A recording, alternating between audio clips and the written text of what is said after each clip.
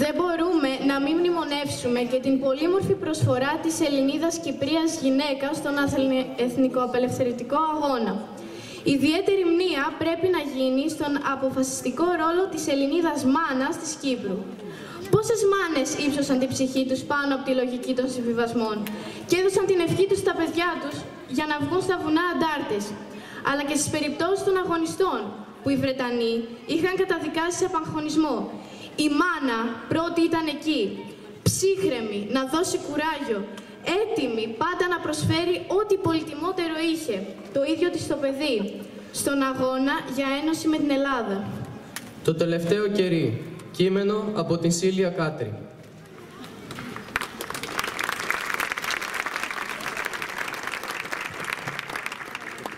Λοιπόν, το κίνημα του διαφωτισμού. Σημειώσεις. Θα πρέπει να έχω τρελαθεί. Σημειώσεις ιστορίας. Γιατί το κάνω αυτό? Γιατί συνεχίζω να διαβάζω και να ετοιμάζω μαθήματα? Κανείς δεν θα με ακούσει. Ποιος να με ακούσει? Οι φίλοι μου? Τα παιδιά χάθηκα. Η δασκάλα μου? Τη σκότωσαν. Γιατί να μάθω ιστορία? Τη γράφουν πάντα οι νικητές των πολέμων. Όσες φορές και να επαναλάβω το μάθημα, δεν θα με ακούσει κανείς. Όπως κανείς δεν μαθαίνει από την ιστορία. Τα ίδια λάθη. Τρεμοσβήνει το φως και είναι νύχτα. Μη σβήσεις. Είσαι το τελευταίο κερί. Αν σβήσεις, σβήνουν όλα. Ό,τι έμαθα, ξεχάστηκε. Ό,τι θυμάμαι, χάνεται. Θα μείνει μόνο η καταστροφή. Είμαι το τελευταίο παιδί αυτής της ερημωμένης πόλης. Γιατί δεν φεύγω, δεν μου έχει μείνει και τίποτα. Τι ψάχνω να βρω πια σε αυτόν τον τόπο? Μπορώ άραγε να πάω σχολείο? Όχι. Το σχολείο το πήραν μαζί τους οι βόμβες. Μαζί με τη δασκάλα μου. Μαζί με τους συμμαθητές μου. Μαζί με τα όνειρα. Τα όνειρα όλων μας. Κανείς δεν θα θυμάται το σχολείο όταν όλα τελειώσουν. Οι φωνές στην αυλή σώπασαν. Το ξέρω πως γι' αυτό μένω. Πρέπει να θυμάται κάποιος τα παιδιά και τις φωνές του στην αυλή. Έμεινα μόνο εγώ. Το αγαπώ το σχολείο. Ας μην υπάρχει. Θα το πάρω μαζί μου. Έστω κι αν είναι κομματιασμένο. Εγώ θα το ξαναφτιάξω. Στη σκέψη μου. Κομμάτι-κομμάτι. Όπως το θυμάμαι. Κάποιος πρέπει να το κάνει. Ας είμαι εγώ. Δεν ξέρω γιατί τα σκέφτομαι όλα αυτά. Ανοησίες παιδικές. Έχουν δίκιο. Τίποτα δεν θα γυρίσει πίσω. Ούτε οι δάσκαλοι, ούτε τα παιδιά. Κόπηκε το χαμόγελο. Δεν ξαναφυτρώνει στα καμένα σχολεία. Κρύο. Κάνει κρύο απόψε. Πόρτες φραγισμένες και παράθυρα, όμως το σπίτι έχει παγωμένη καρδιά. Δεν είναι μόνο το ηλεκτρικό και η φωτιά που ζεσταίνουν τα σπίτια. Είναι το κενό στις καρδιές που φτιάχνει σκληρό και ανθεκτικό πάγο. Δεν θα σπάσει ποτέ. Κανείς δεν μπορεί να αλλάξει ό,τι έγινε. Άρα για αν πήγαινα σε κάποιον από όσους κρατούν τα όπλα, αν του κατέστρεφα τη χώρα ολοσχερός, θα μπορούσε να με κοιτάξει? Ή θα μπορούσα εγώ να το κοιτάξω στα μάτια? Να συνεχίσω τη ζωή μου χωρίς να συμβαίνει τίποτα? Χωρίς να έχω το τεράστιο βάρος όλων των ανθρώπων? Όχι εκείνων που έφυγαν. Όχι. Αυτών που επέζησαν. Γιατί αυτοί κουβαλάνε το σταυρό. Εμείς που μείναμε. Εμείς που πεθάναμε, αλλά αναπνέουμε ακόμα. Εμείς που η ζωή μας έχει μείνει άδεια. Αλλά τα χνότα μας προσπαθούν να ζεστάνουν τα άδεια μας σπίτια. Εμείς πονάμε.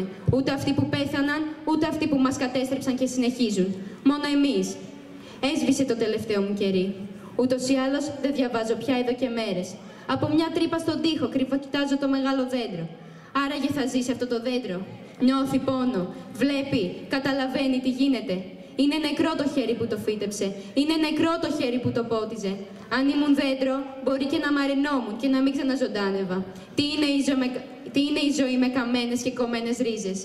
Έμεινα να κρατάω ένα βιβλίο ανοιχτό στο σκοτάδι, για να μου θυμίζει ότι κάποτε πήγα σχολείο. Ότι έμαθα κάτι. Ας μην ξέρω τι. Ας μην κατάλαβα ποτέ τι έλεγε στα αλήθεια η ιστορία και τα μαθηματικά. Ας μην κατάλαβα τίποτα. Ας μην ξέρω τίποτα. Μόνο το αναπνέω. Χωρίς ζωή και νόημα. Μόνο ένα ακούσιο αυτόματο εισπνοής και εκπνοής. Μόνο αυτό. Τίποτε άλλο. Δεν μπορώ να συνεχίσω να σκέφτομαι. Ίσως να πρέπει απλώς να κλείσω τα μάτια μου. Χωρίς να σκεφτώ άλλο. Χωρίς άλλο θυμό. Μόνο ένας λυγμός και τέλος. Ακούω φωνές από παντού, αλλά θα τις κλείσω έξω. Αυτός που πονάει είναι αυτός που αναπνέει. Είναι εύκολο. Θα πάω να βρω τη δασκάλα μου. Θα της πω ότι για πρώτη φορά, επιτέλους, κατάλαβα την ιστορία και θα είμαι ελεύθερη.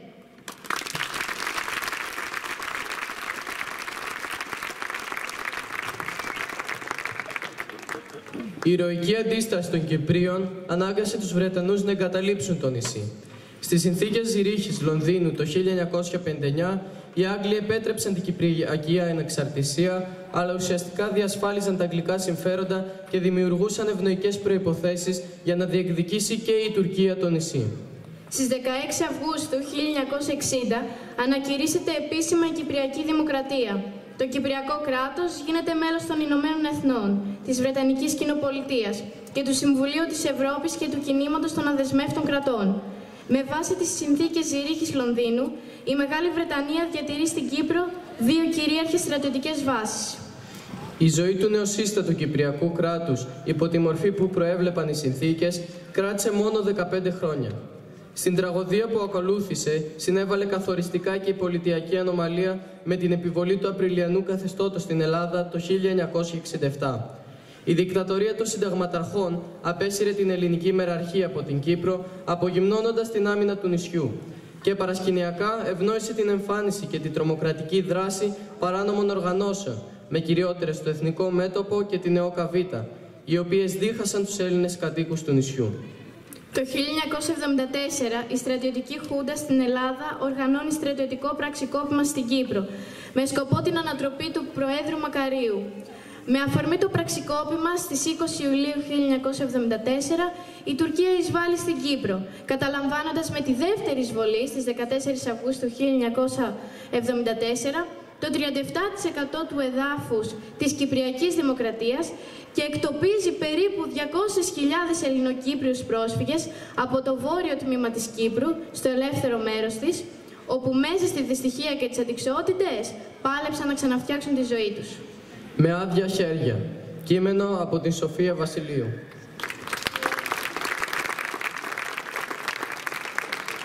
Με άδεια χέρια. Σιρήνες. Φωνές παντού. Μόνο φωνές. Τίποτε άλλο από φωνές. Φοβάμαι. Φοβάμαι. Τι να κάνω. Δεν ξέρω. Προσπάθησε να ηρεμήσεις. Βαθιές ανάσες. Μέτρα. Μέτρα. Να ξέρεις ότι ακόμα ανασένεις. 1, 2, 3. Ηρέμα τώρα, Μαρία. Αχ, τα παιδιά. Προσπάθησε. Πού τα είδες τελευταία φορά. Μαρία, θυμήσου. Κλάματα. Στο δωμάτιο. Εκεί είναι στριμωγμένα. Έστω. Όμως είναι καλά. Είναι καλά τα παιδιά μου. Αλλά δεν φτάνει αυτό. Πρέπει και να ξεφύγουμε. Τι χρειαζόμαστε. Δεν θυμάμαι. Δεν ξέρω. Να σουν εδώ, αγαπημένε μου. Όμως ντύθηκες. Μπήκες στη γραμμή και πήγες με τους άλλους. Η πατρίδα είπες. Η πατρίδα πρώτη. Και έφυγες. Και τώρα μόνη μου. Λεφτά, φαγητό, νερό, όλα στο σάκο. Ό,τι βρήκα μπροστά μου το παίρνω. Φοβάμαι. Φοβάμαι. Η εικόνα της Παναγίας που είναι. Νάτι, στον τοίχο κρέμεται. Στο σάκο κι αυτή. Ειρήνη, Ειρήνη. Πού να είναι άραγε το παιδί. Γιατί δεν απαντά. Τρέχω. Τρέχω. Κοιμάται. Όμως ο μικρός δίπλα της κλαίει. Καταλαβαίνει πως φεύγουμε. Ησύχασε. Ησύχασε. Η μαμά είναι εδώ. Όμως τρέμω όταν το κρατώ. Καταλαβαίνει το φόβο. Κι εγώ ζαλίζομαι. Το κεφάλι μου πονά. Ειρήνη, ξύπνα. Ειρήνη, φεύγουμε. Η πόρτα κλείνει, η πόρτα ανοίγει. Την Ειρήνη στην αγκαλιά και τα μάτια μου 14. Καπνός. Εκρήξεις κάπου πέρα. Το διπλανό σπίτι λείπει. Ο μικρός μου κουράστηκε. Σέρνει τα πόδια του. Κλαίει. Κουράστηκα κι εγώ. Κλαίω κι εγώ. Κι αυτό στην αγκαλιά. Ένα φιλί και κοιμήσου. Τι να κάνω δεν ξέρω. Ησύχασε. Κοιμήσου. Τρέχω. Τα πόδια μου κουράζονται. Νερό. Νερό. Γιατί νερό. Όχι. Δεν μπορώ. Δεν έχω χρόνο. Μαρία συνέχισε. Ξύπνα. Κατάλαβέ το. Η ζωή είναι νήμα και με το παραμικρό κόβεται. Συνέχισε. Αχ, Μαρία, μη τα παρατάς. Για εκείνον που λείπει. Για τα παιδιά σας. Περπάτα. Ακόμα και χωρίς πόδια. Μη σταματάς. Φτάνουμε. Φτάνουμε. Η μυρωδιά της θάλασσας είναι έντονη. Κοντεύουμε. Η σωτηρία μας χαμογελά. Αλλά άνθρωποι. Πολλοί άνθρωποι. Όλο και πιο πολλοί. Έρχονται. Έρχονται. Από άνθρωποι πουλιά και από πουλιά σαρδέλες. Ο ένας πάνω στον άλλο.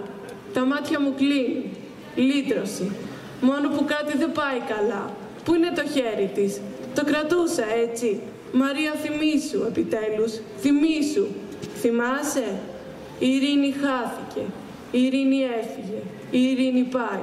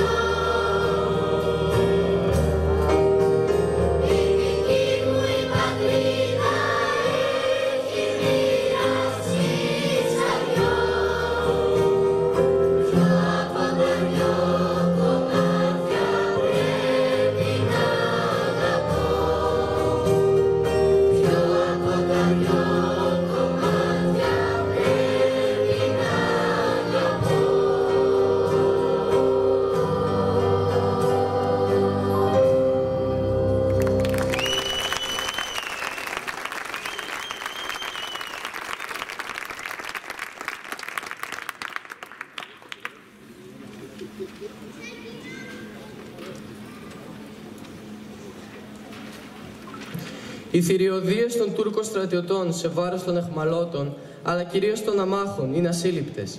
Χιλιάδες ελληνικού πληθυσμού εγκλωβίστηκαν λόγω της τουρκικής προέλασης.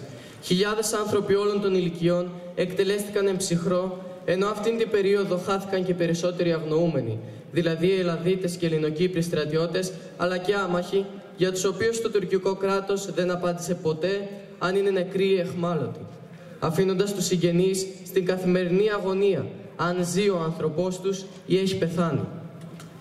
Ίδιος ουρανός. Κείμενο από την Ελένη Μουντάκη.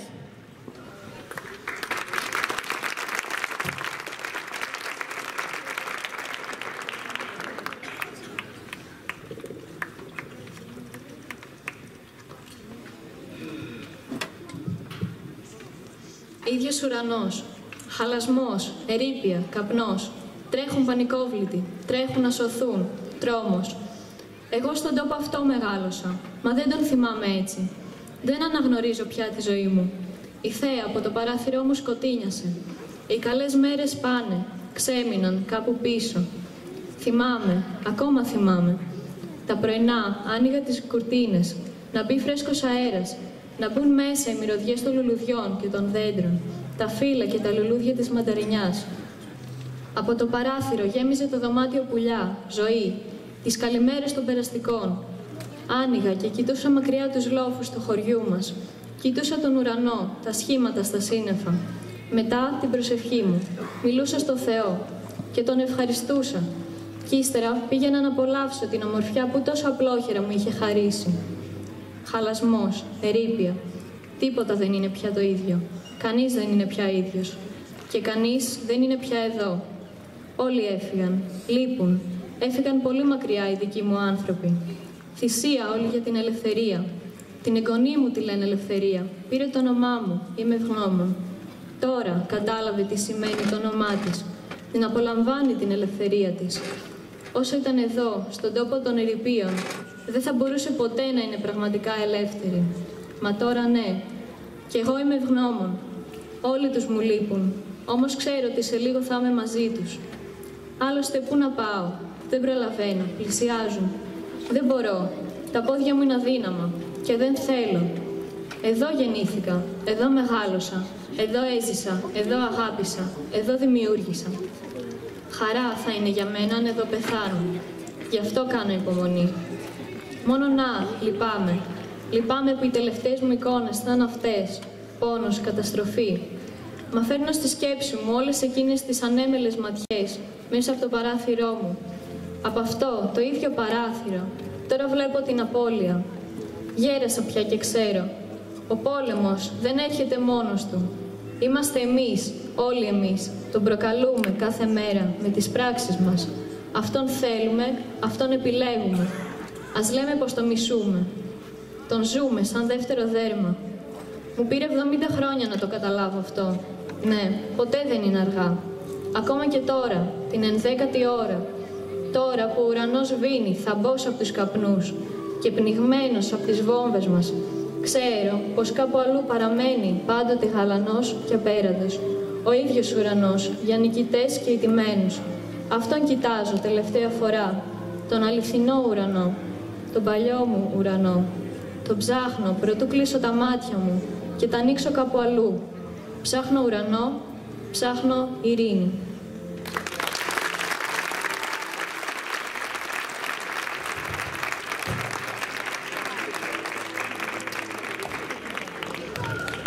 Από την εισβολή και μέχρι σήμερα, το νησί της Κύπρου έχει χωριστεί με μια τεχνητή γραμμή, τη γραμμή Ατήλα. Παρά τη διεθνή καταδίκη, όπως αποτυπώθηκε σε σειρά ψηφισμάτων της Γενικής Συνέλευσης του ΟΗΕ, το τουρκικό κράτος δεν επιτρέπει στους Ελληνοκύπριους να επιστρέψουν στα μέρη τους.